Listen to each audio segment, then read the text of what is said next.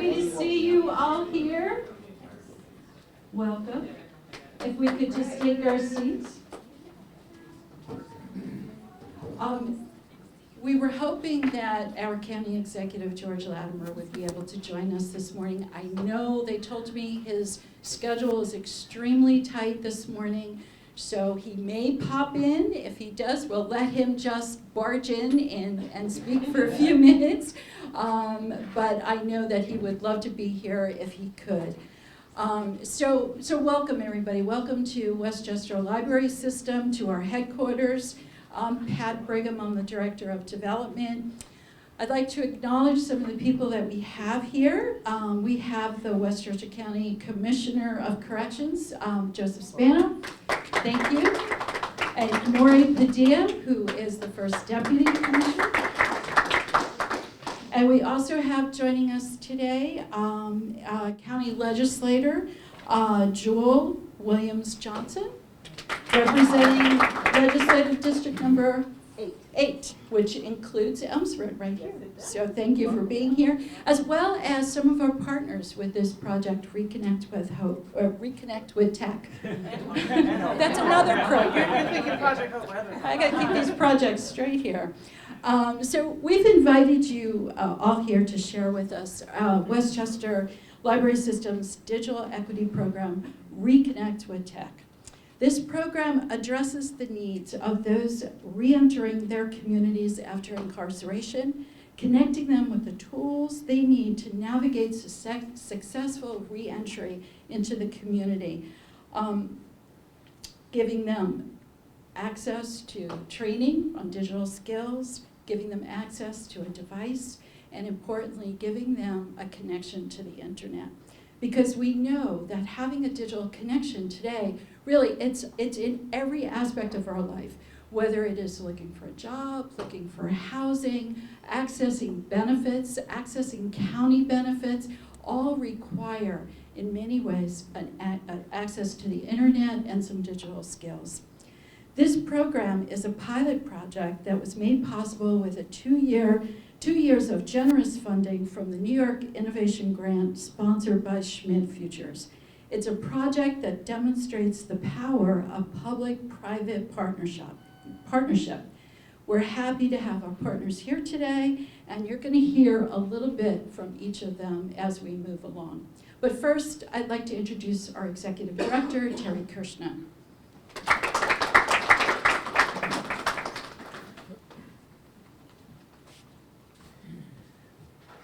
So good morning, everyone, and welcome. Thank you for coming.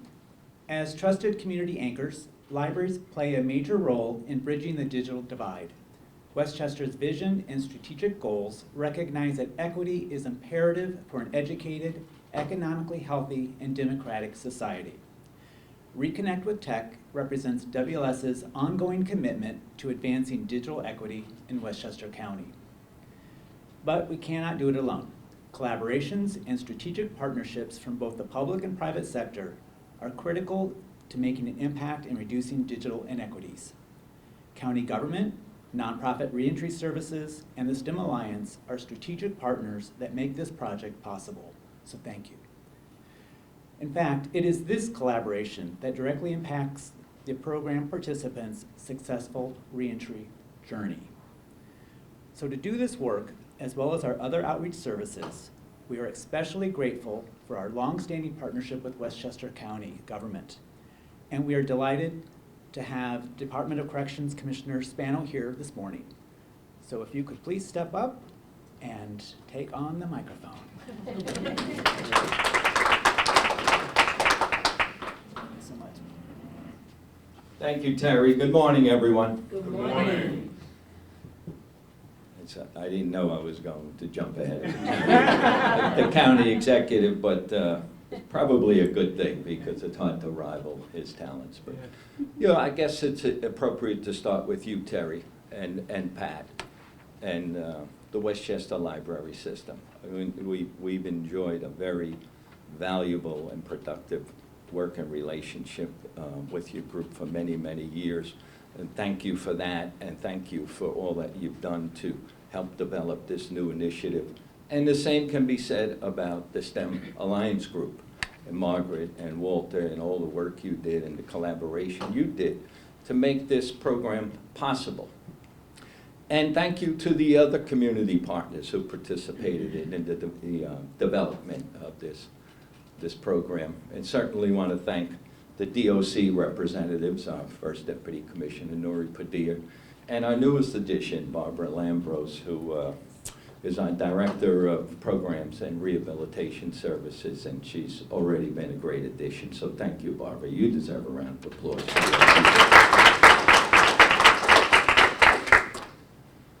I'll talk about the program a little bit, but I never miss an opportunity to talk about the great work that we're doing at the Westchester County Department of Corrections.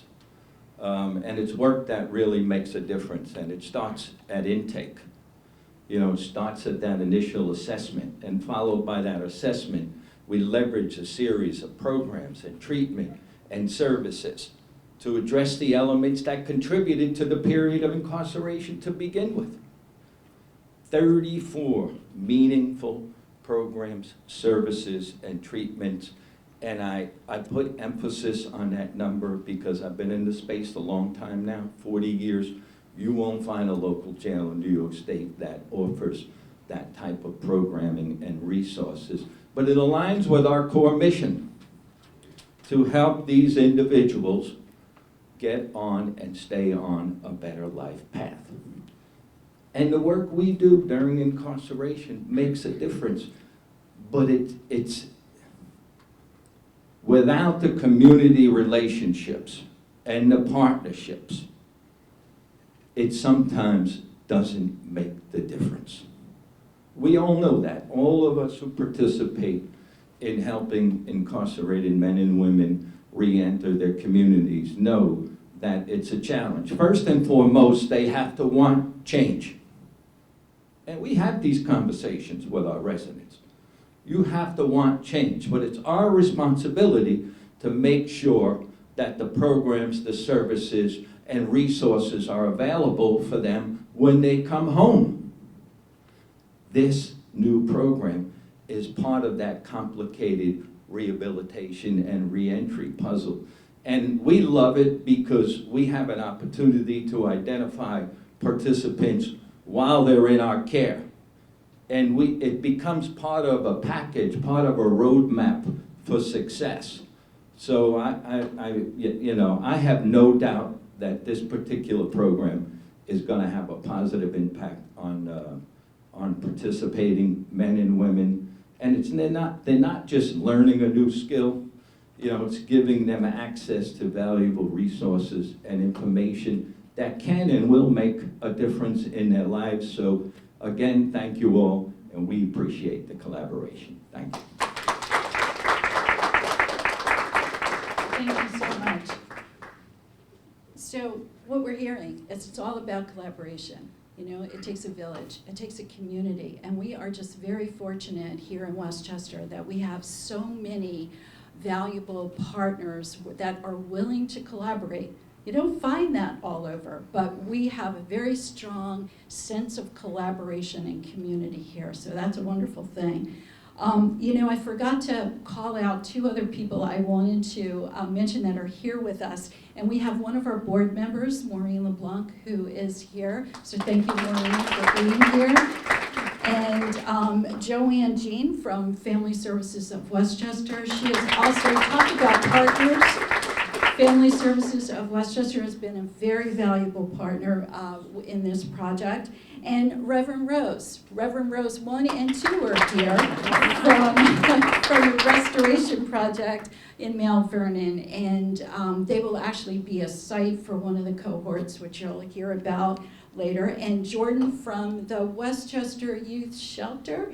We've been working a lot with Jordan, and we're very happy to have that partnership with you as well.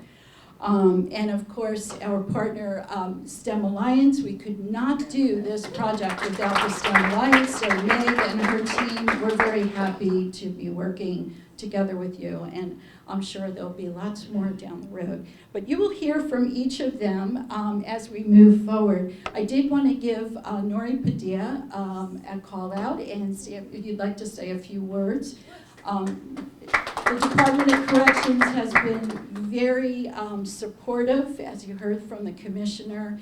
And also, even before we got so involved, we've been involved for a long time with Reentry through our outreach services under the direction of Elena Falcone, who is in the back there. But also, I want to say an important partner in putting this project together was Barbara Lambros. She was involved with the Westchester County Reentry Task Force when we first started to put this together, and we really could not have put together a successful program without her input. So again, thank you, Barbara. And we're so happy that now you're in the Department of Corrections, so we can continue to work with you. But Nori, we'd like to say a few words. Thank you. So on that note, Barbara was at Westchester DCMH when she started. She was a pioneer with this partnership. And as she transitioned to our department, she added on us as a partner. And I am excited about this opportunity because when we talk about our commitment as a department to help returning citizens successfully return to the community, we have to think about what are the factors, what are the underlying factors that can become obstacles for a successful return. And often when we think about that, we don't think about digital equity as a problem or as a challenge. So this is an opportunity to really identify a problem that perhaps in the past we really didn't think about. And we are giving them a unique opportunity through this partnership to identify an area that's going to give them access to an important part of their lives. Through digital equity, they will be able to obtain housing, to obtain health care, to secure a better chance to a successful re-entry to the community. And that's what we all want for these returning citizens. So when we say yes to this partnership, we say yes and we secure and increase the chances of our residents to return to the community and really be able to become productive members of our society and really have a chance to have an opportunity to be part of what society is today. They're returning to a community where digital equity is an important part of being a member of society. So thank you very much for this opportunity. I look forward to this project and I look forward to many more with you. Have a good day. So now let's hear from our partner, the STEM Alliance. Meg is going to tell us a little bit more about how the project actually works.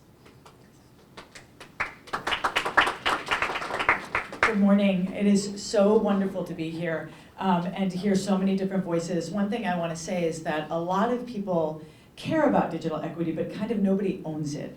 And to be in a room here today with so many people who are saying, this is the moment where, through collaborations, we can own this work. But what does it look like on the ground? Essentially, there's 3 facets of digital equity that we talk about. First is device ownership, not loanership. We applaud loanership programs. Those are a fabulous first start. But we know that tech adoption is driven by owning a device. You have to have full confidence that you can experiment with it and that it's yours, you're not going to break it. If somebody has a child, they're not going to use their child's device because what if they make a mistake? They wouldn't compromise their child's learning. And so we know it's one-to-one device ownership for every member of the household. Second aspect is internet access, and there's 2 elements to that. There's affordability and access. In our geography, there are some regions that are underserved in terms of infrastructure. We have a little bit more of an affordability issue. And we have opportunities to help these individuals with a 12-month high-speed hotspot that is going to provide them immediate access, as well as transitioning them over to something called the Affordable Connectivity Program. We are at a historic moment where the federal government has committed to digital equity for everyone in our country. And organizations such as ourselves and programs such as this are meant to be the conduit to make sure that those services get to every individual in our community. So we get them an immediate hotspot, but we can also transition them over to new federal resources that are coming down the pike. And then third and critical aspect is tech education. And we have what we call a 15-hour on-ramp program. That program focuses on core basic skills. One of the things that happens, particularly with returning citizens, is that they are perceived as a digital native. They look the role. They might be in the age group where somebody would presume on a job application, oh, this person can run the cashier system, which is now all computers, because they're kind of right in the right age range. But in fact, many of these individuals do not know how to connect to Wi-Fi. They don't know how to navigate different tabs on a Google Chrome search bar. The basic kind of flow and use of a computer, fluency we call it, is not within their reach because they were never equitably served to begin with, probably pre-incarceration. And additionally, the other aspect that we have in serving these populations is that technology advances at very, very high speeds. And so if you're incarcerated for 3, 5, 10 years, you have to think of that as 2 or 3 tech years per year. And so you may re-enter into a community where you are 10 or 15 years behind in your technology knowledge. So this very exciting program has an extremely welcoming and embracing education environment, thanks to our incredible educators, such as Adrian, who's with us today, who show a real trauma-informed lens in the implementation, as well as really focusing on the absolute basic skills of all of the Google platforms. Everyone leaves with full ownership of a Chromebook and the hotspot and assistance with further skills. That's really how this lays out in partnership with organizations that are embedded in the community where we can host these classes and meet with the clients face-to-face. Thank you so much for the partnership.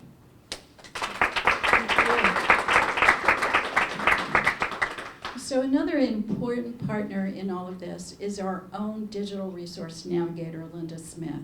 So Linda has been managing this program, and she has developed a strong relationship with the community partners.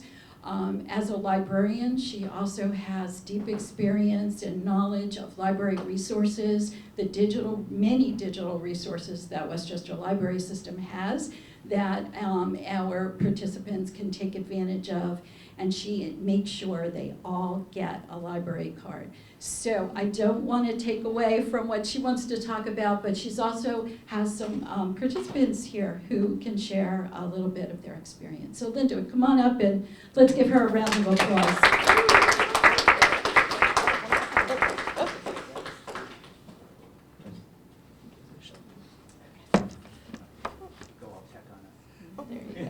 Good morning, everyone. Thank you for coming. So Meg had just spoken about what the issue is and how we're going to tackle it. So Reconnect with Tech, the way it works on our end is all of the community partners that we've been working with will refer a participant to me, and then based on the person's schedule and their availability, I set them up in a cohort.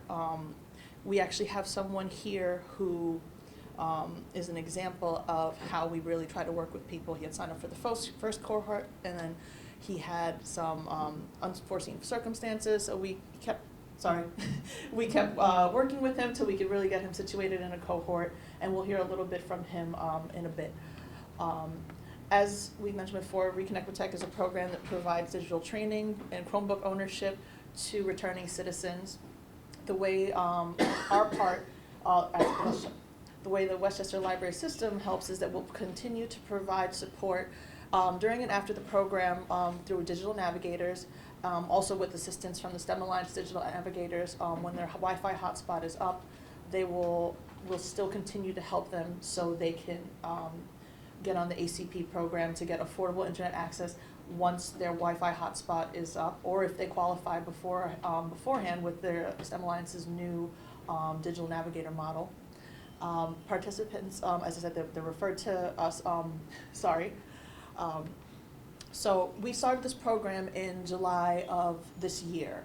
Since then, we've had 5 cohorts. One of the community partners that I'd like to also commend is the Mental Health Empowerment Project. We have Victor and Ali from them. They've hosted, not only have they hosted a few of our cohorts, they are also very well equipped to help with the sensitive emotional and mental state that some returning citizens may have, and have really been an ally when it comes to really having a full service, taking care of the people who participate in this program.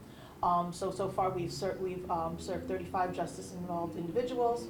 We've provided, which means we've provided 35 Chromebooks and Wi-Fi hotspots with a year's worth of Wi-Fi access. We've worked with, as we mentioned before, so many Westchester community partners in the private and public sector. So what's next for us is that we're having another cohort in November at the Family Restoration Project with the lovely Roses. And after that, we're gonna go on a brief hiatus, and then we're gonna have the rest of our programs next year. We schedule them so we schedule them so it fits the most people. We have some in the morning, we have some in the middle of the day, and we have some evening ones, because we really want to make sure that the people in this program don't feel like they're pushed aside because, you know, they had to, that we don't want them to have to choose between employment and getting this technology. So we really try to work with everyone here. We've had some great success stories from people who've really said that they've enjoyed the program and really gotten a lot out of it. And one of those people is Mr. Craig Rose, who will come up in a moment and just speak a little bit about his experience. He's a returning citizen that I've had the pleasure with working with for a few months now. Very lovely gentleman. And Craig, would you like to come up and say a few words?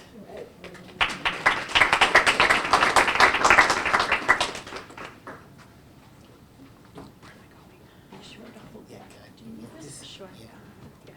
Don't hold it like I do.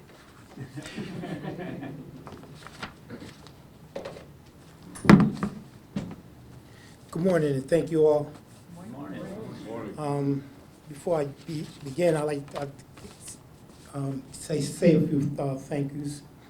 Family Services, Ms. Joe and Jen, Reentry Program, Mr. Rose, the Reconnect, Ms. Linda Smith, Barbara Lambros, Reentry Task Force, and Mr. Spano. I'm a returning citizen, ex-offender. I've been out for about a year now. I participated in the program, and it's very important to have resources when you get out of jail. It is so essential to be connected. And for me, I am very proactive. I'm very involved with a lot of programs, and I'm happy with the services that I've received so far. And it's been a tremendous opportunity for me because I never had that much experience with computers. And the fast-track learning that I received at the RISE Center with the Reconnect program was very, I would say, I'm a little nervous.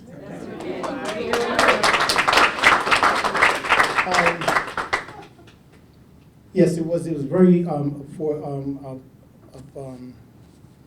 forget about it. It helped you. Yes, it helped me a lot. I just got a little brain freeze. That's okay. The support systems that we you benefit from, as was spoken about already, getting connected with jobs, housing, medical, some even programming with the Division of Parole. It has helped me a lot. So I'm connected with a lot of programs, but through parole that I have to take, mandated programs. This computer has helped me access these programs, and it's very wonderful. I'm really grateful, and this is a great collaboration, and thank you all for being here. And I believe that you all are very sincere with your work ethics, and it's been very helpful to me. And I look forward to continue to work with you all. And I hope I'm a great seller of this this program. I've been selling this program like crazy. That's right. Yeah, it's a very good program. I even have a few names in my book bag as well. But I really appreciate you all, and this program is very valuable, and I hope it continues this, serve people well. With that, I thank you all. Thank you so much for sharing your story. Thank you. And you know, he brought up a really good point. This peer-to-peer support is so important in this program. So thank you so much for that. I'm going to now, you know, if you have any questions, we're happy to take questions. Any burning questions about the program? We do have some materials back on the table there. We have our Connections Guide, which is a fabulous resource for those who are returning to the community. And that is a project that actually Barbara Lambros and Elena Falcone worked very hard to put together, and that's updated every other year. And you have the latest version there. We also have a flyer about the program and how to connect with Linda. Should you want to refer somebody, there's a very simple referral process and assessment that we go through. And then there's a fact sheet about the program if you just want a little deeper dive into what we're actually doing. I was wondering if you could speak to the goals of this program and also what would make this possible to be sustainable. That's a really good It doesn't question. involve a partner, but I mean, in general, You know the goals, you have read this. I would guess that a lot of people would like to know that, you know? True. I think, you know, one of the goals is to reduce recidivism. And I think that, you know, as we all know, in order to get by on a daily basis, we need to, technology is by our side all day long. Just imagine if you took away your phone and your computer, your laptop, desktop for a day, what life would be like. You know, it would be kind of tough. We're using our phones to, you know, as a little alarm. We are, you know, we've got, you know, everything. The portal, the Westchester County portal is all digital. So it's really important that we build those skills. So we have a visitor. Our county executive, George Latimer, has arrived. Come on up. We're so happy that you were able to join us. I know you had a really tight schedule, and I'm sorry I didn't see you walk in. Don't worry about it. You were more interesting than I'm going to be, so I appreciate it. Well, good morning, everybody. I apologize for my late arrival, but the team from Corrections is here. They really know this stuff. I'm the front man. So, but I'm very happy to be here and share a few thoughts about this. It is kind of funny because the people who know me best know that as I approach my 70th year on the planet, I have to be dragged kicking and screaming into improving my technology skills. You know, I will go to the store to get a new phone, and they'll say, well, what do you want your phone to do? And I said, I don't know, make phone calls. You know, it's kind of what happens when you're a baby boomer, you know, caught up in another generation. But it is pretty clear to me, just in my everyday living, as it is for all of us, that technology is the lifeblood and the lifeline. I admire my 7-year-old granddaughter who is breathing it from the minute she's, you know, waking up in the morning and just sort of knows things. There's a great TV commercial, just to finish this portion of what I want to share with you, where you see it looked like teenagers coming to spend a weekend with Grandma and Grandpa at this rural environment, and Grandma and Grandpa are on the porch, and they greet the teenage kids, and they're holding like every piece of electronic equipment you can imagine.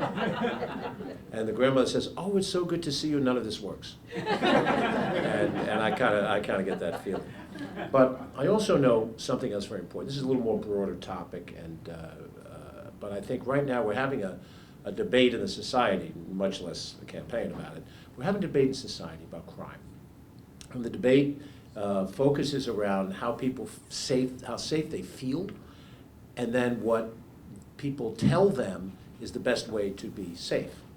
And there is a school of thought that says that you're safer when we lock criminals away, and when we take the attitude that they've done bad things and let's get them out of society.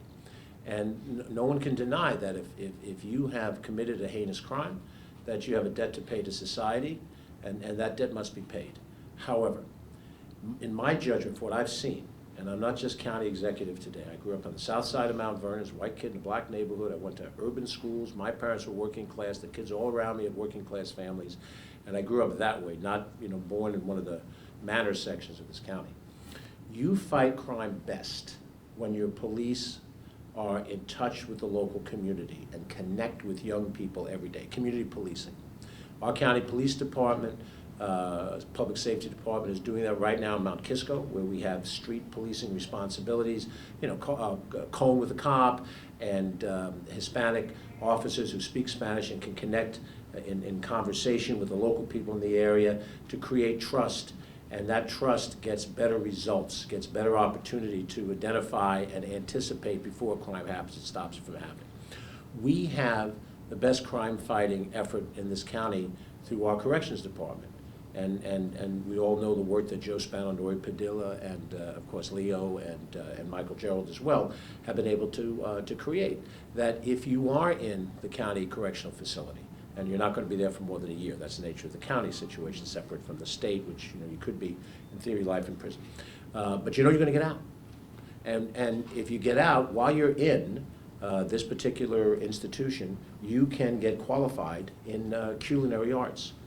And Lord knows, every place I go, I see signs, cooks wanted, at every turn. So there's an opportunity for employment that comes out of training that you could get while you were paying that debt to society.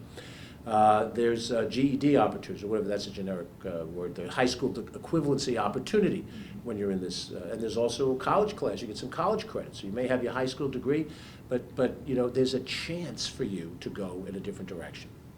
That is fighting crime. And I might add, and Rocco Posey may not be in the room, but a strong probation department fights crime. Because you have people who are professionals who interact with those who have recently been incarcerated and are out in the street and help them through those moments where you make pivotal decisions in your life. I haven't committed any crimes to my knowledge, but I'm sure the DA is looking into them. But I have, this is a rough analogy, very rough analogy, but I have a problem with my weight.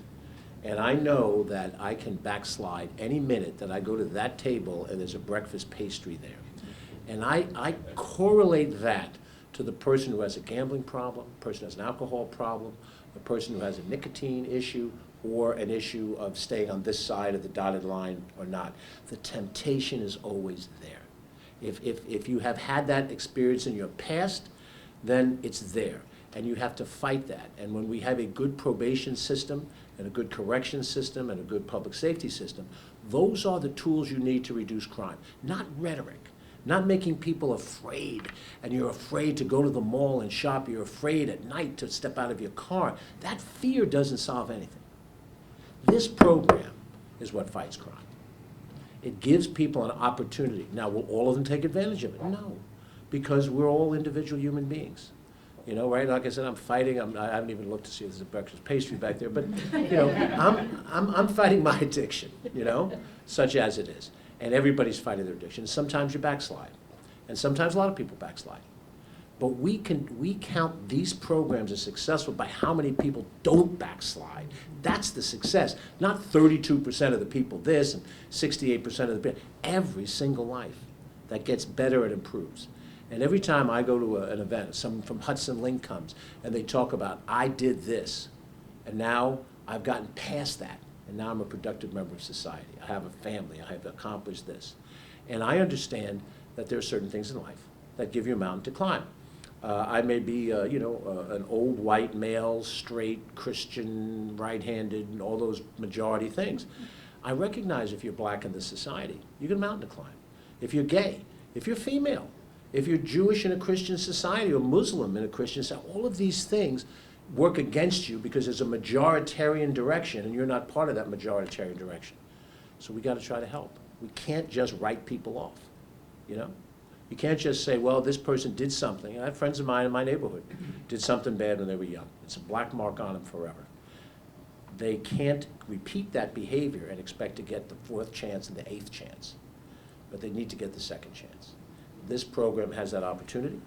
we're happy to try to support it. I turn to Joe and his team and say, advise me, because I am not the correction expert, but we'll make the decisions and we'll put money behind those decisions because we believe in the team and we believe that they understand their field of endeavor. And if that can work for the rest of the folks here in this room, then it's worthwhile. And that's what I wanted to share. And I'm going to sit in the back for a few minutes. I'm going to stay away from the breakfast pastry. Thank you so much. Really appreciate it. And George, there are no pastries. No pastries. We're all in the same boat as far as that goes. But he said something that I think is really important about this program. It gives people a second chance. And that is why I think as staff, we're all so passionate about this. So thank you all for your participation, your support, your collaboration, your partnership in this program. And hopefully we will be able to sustain it and build it and sustain it way beyond the grant period. So this is a great pilot program that I believe can be replicated throughout the state and that can continue to grow stronger here in Westchester. So with that, I'm going to ask Terry if he'd like to make some closing remarks. And then we could go to the table with no pastries. I know you're all very busy, and I really just want to thank you for making the time to come here today to learn more about this important program. It's about opportunities. We're trying to create a better world for all, and that's part of what libraries do, but we don't do it alone. We're a community-based organization, and this is the community that can make a difference. So thank you, and have a wonderful rest of the week. Enjoy. Thank you.